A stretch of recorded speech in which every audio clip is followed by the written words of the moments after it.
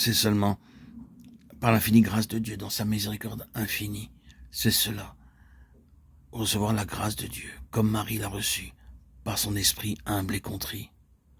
Dieu est avec cela. Il doit y avoir un accroissement de plus en plus grand de notre personne. Tout est basé sur ce même principe. Être vidé de nous-mêmes, mettre au dehors tout ce qui vient de la chair, et ainsi ouvrir la voie pour la grâce de Dieu, comme Marie a reçu cette grâce. C'est une des caractéristiques concernant Marie. Sa simplicité, sa docilité, son humilité. Il y a quelque chose de très beau dans sa simplicité, n'est-ce pas? Nous sommes souvent trop compliqués à l'égard de toutes ces choses. Nous faisons de la vie chrétienne quelque chose de trop complexe, projetant notre mentalité, nos arguments, nos controverses, et ce besoin que nous avons d'avoir sans cesse des explications. En faisant cela, nous percevons seulement les choses à travers notre propre prisme.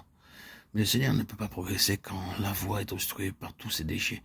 Il a besoin d'un cœur contrit, un cœur comme celui de Marie.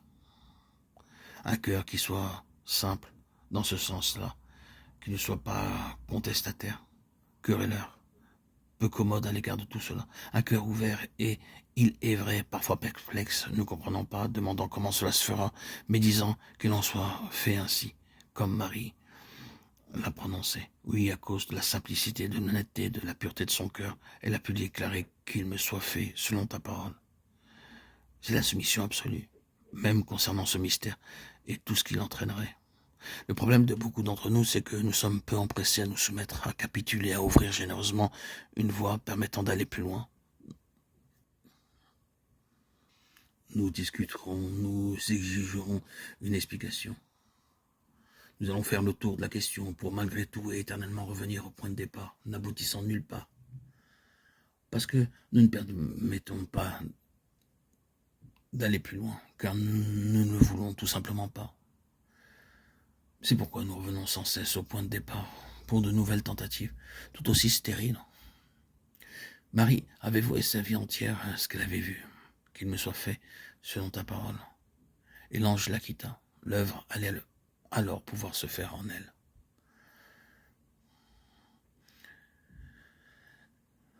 Nous ne nous permettons pas d'aller plus loin, et c'est une erreur.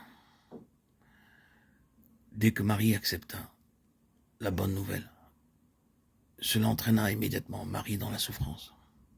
C'est alors que, 40 jours après la naissance, Simon déclara « Une épée te transpercera l'âme afin que les pensées de beaucoup de cœurs soient dévoilées. » Luc 2, 35. Je pense qu'il y a ici quelque chose qui peut nous aider. Quand la croix est à l'œuvre dans une vie, les gens commencent à se trahir eux-mêmes. Leurs pensées commencent à porter des accusations et à dire « c'est à cause de ceci ou de cela ».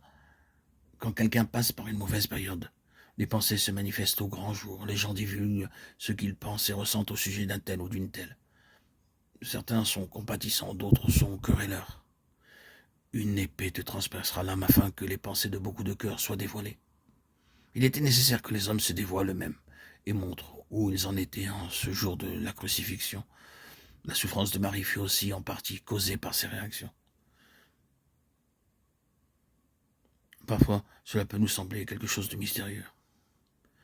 Mais le fait que ces choses qui lui sont arrivées et qui nous arrivent aussi entraînent la souffrance, cela nous implique dans le scandale de la croix. Cela nous entraîne dans le domaine de l'incompréhension et même de l'ostracisme. L'ange la quitta. Elle savait alors ce que cela signifiait. Mais plus tard, Simon lui dit ce qui surviendrait à cet enfant. Être un enfant de Dieu, ce n'est donc pas une chose ordinaire. C'est quelque chose de différent, quelque chose qui est de Dieu.